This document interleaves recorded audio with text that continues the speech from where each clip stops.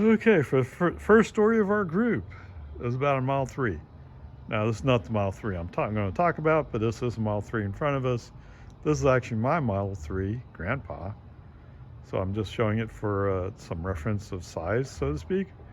Okay, so at the Tesla Center, is that what it is? In San Antonio on airport. Okay, so Tesla on airport. They have a blue Model 3. It's a rear-wheel drive, although it doesn't say that on the back. But it doesn't have dual motor, so obviously it's a rear-wheel drive. It's blue. It has what they call black and white interior, so the seats are white.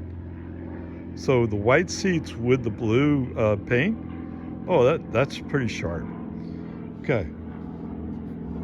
At the time I looked, this was the lowest priced brand new Tesla you could buy within 300 miles of Lago Vista. The price I saw listed was $36,890. Okay, so let's gather up some other information and go from there. Okay, so what do you think? I think this is the car. I haven't wandered around the lot yet, but I parked here. I'm looking straight in. Oh, here it is. All right, blue Model 3. I had to check the badge on the back. I need to check that, don't I? Aero wheels, the white interior, although it says black and white interior. It has some Monroney over on the other seat. Okay, walk to the back. Yes, it's not a dual motor. It's a rear-wheel drive. I'm kind of stunned. Let me check. What does it say? Options. Partial premium interiors included. It is rear-wheel drive. Deep blue. Black and white partial. This is it. The vehicle price listed is $42,380. Wow. Right? I don't see. I saw a little scratch there, but whatever.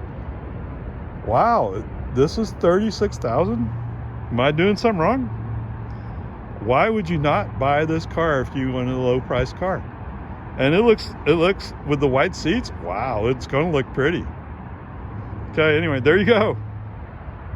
Okay, yeah. Oh man, that is a pretty car, especially that white interior. I love it. So I talked to one of their reps here. He said, yes, the only problem here is it's been sitting there for a long time, and they would like to move it. So, I mean, the lowest priced Tesla. Now, I'm from Lago Vista, right? So searches 300 miles in any direction.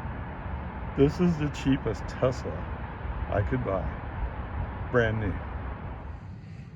Okay, so the first category for picking a car is a commuter, and that is basically, can you drive to work and back?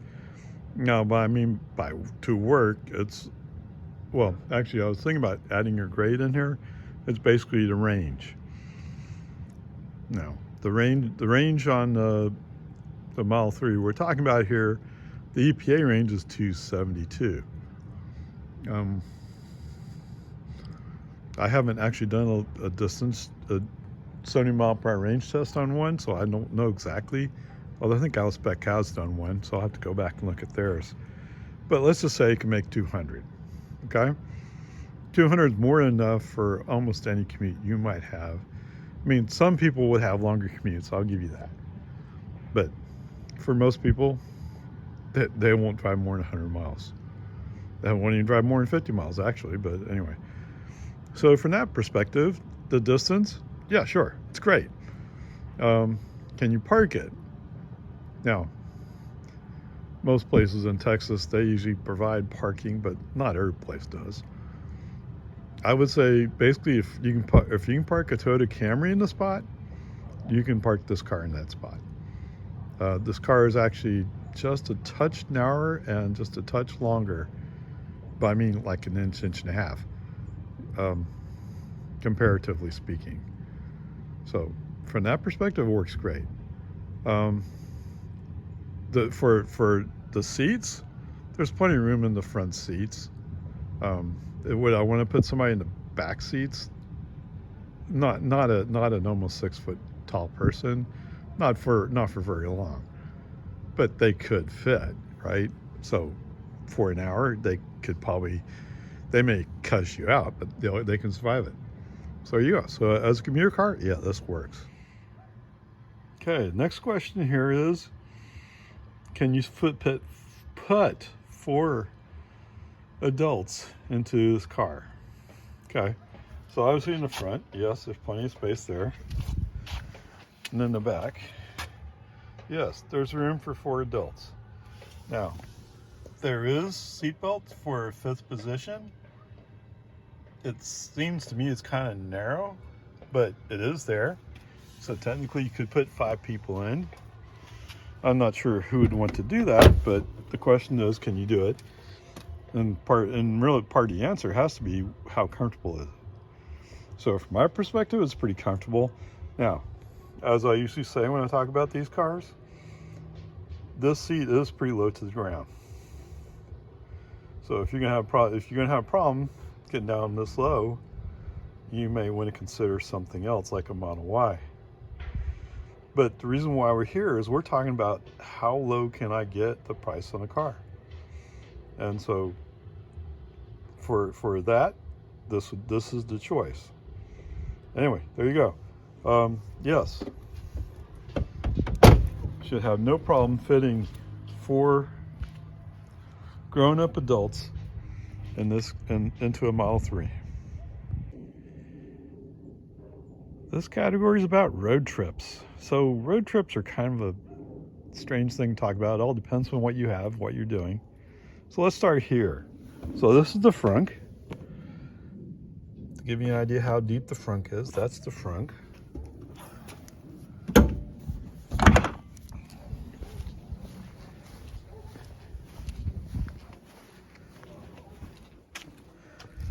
This is the trunk.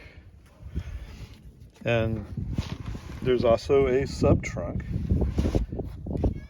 So there's plenty of space to store stuff, depending on what you want to do. Now, you notice my frunk has stuff that I take in case I run into some kind of problem.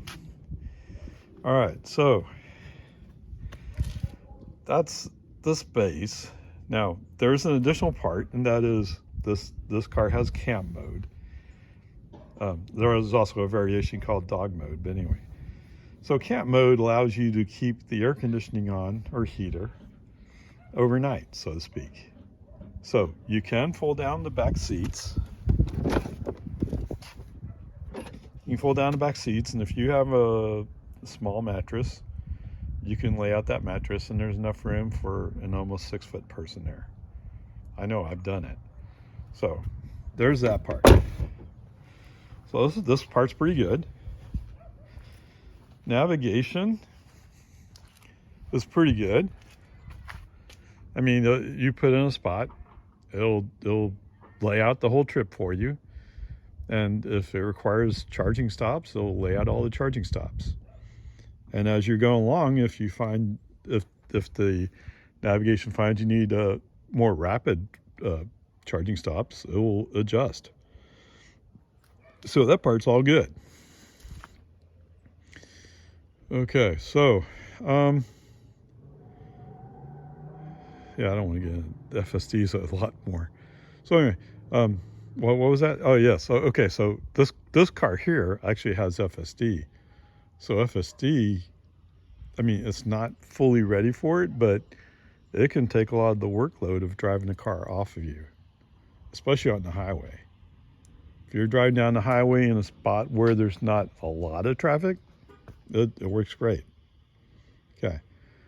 Now, the one thing, and this might be controversial to some of you, because it may sound biased,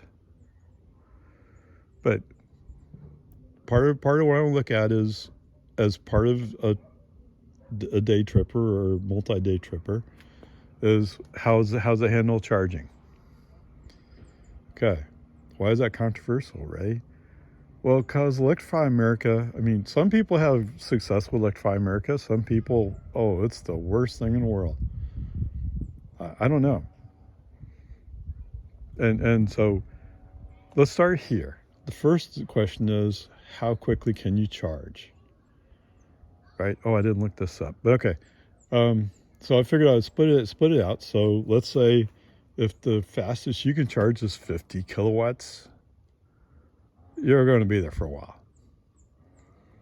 And then let's say the next level would be 150. Well, 150 is what a Tesla version 2 supercharger can do in theory. In fact, I just charged this afternoon in San Antonio, and it immediately went up to 150 real quick. So that part was good. And Electrify America, it's a mix of 150 and 300s. Okay, fine. So the next question is, can you do let's just say a Tesla Supercharger 250 version 3, and the version 4 posts they have are still version 3 superchargers in the back end. All right, now in theory, Electrify America has an edge here in that they advertise they can go 300. Okay, fine. Now let's come back to this car, and not the car you're looking at right now, the rear-wheel drive car. That rear-wheel drive car, if I remember right, had a slightly reduced charging rate. I was like, 170? I don't know. I don't remember. Is that a big deal? No, not too bad. I mean, it guarantees when Tesla does come out with version 4, you will not be able to take full advantage of it. You can't take full advantage of version 3. But you're looking for a relatively cheap car. You're not looking for a Tesla Model 3 performance, which doesn't have those limits. Okay. So, with all that said, I would give this car high marks, just based upon what I've seen, what I've done with it. So that's where I'm going with it. Okay. So rather than this section is about safety. So rather than giving you how I feel about their safety, I'll use the Insurance Institute of Highway Safety. So in the mid-size luxury car, 4-door sedan, the 2023 Tesla Model 3 is a top safety pick plus. And looking down here, these are all G's. That all looks good. So the latch is what you use for child seats, right? So the two outside rear seats have the latch connectors on them. The middle seat does have the hook for the top, but it doesn't have the latch connectors. So if you were going to use a booster, that's probably where you'd put it.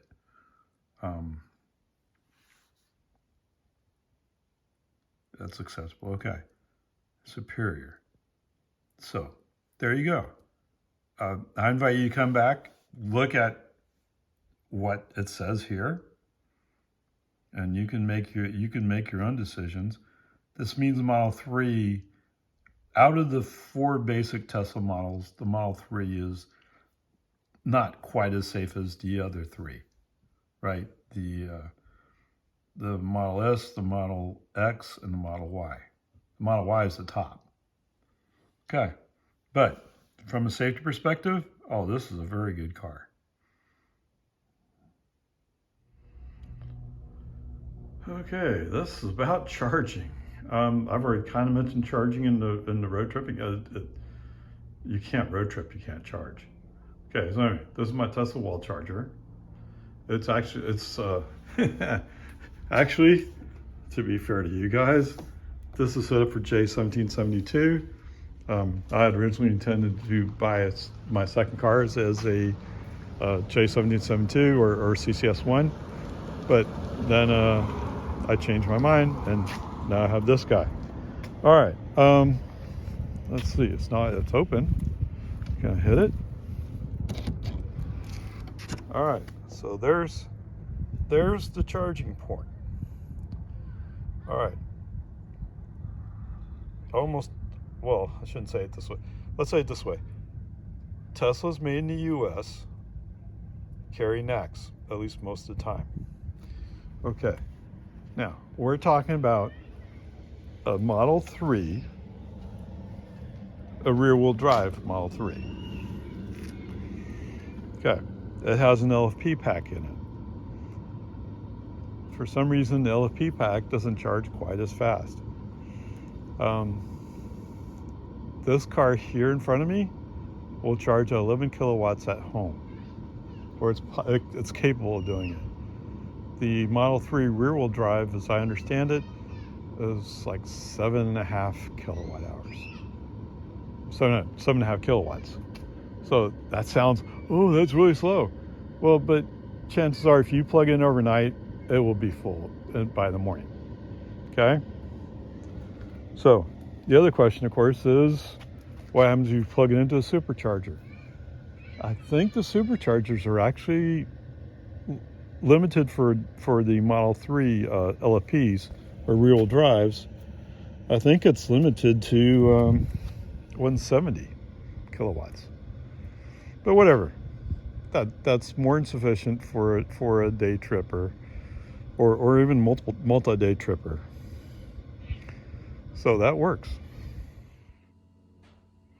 Okay, guys, I hate to tell you this, but the Model 3 that I made this video about has been sold apparently. It's no longer listed. Now, there is still a demo Model 3 that is also listed. It's actually a similar price. So I don't know. I mean, it's slightly different, but there is one there. I mean, these are both $37,000 cars. Okay? So the point is, so you're not going to make a decision today, are you? I don't think so, because there's stuff to line up. But anyway, the point is you go to Tesla.com, search inventory, and see what's available in your area. Okay. For those of you who are like, but wait, Ray, I really wanted, okay. I noticed something while I was looking at the inventory. How do you feel about a Model 3 Performance? Yeah. Okay, if you qualify for the $7,500 income tax credit, you can get a Model 3 Performance for under $40,000. Wow. Brand new. So there you go.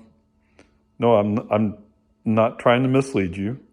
This is just, if you search their inventory, new cars, new Model 3s, you can see what you can find. The Model Ys are definitely not under 40, so that don't qualify for this grouping of cars. Okay, onward, upward, charge.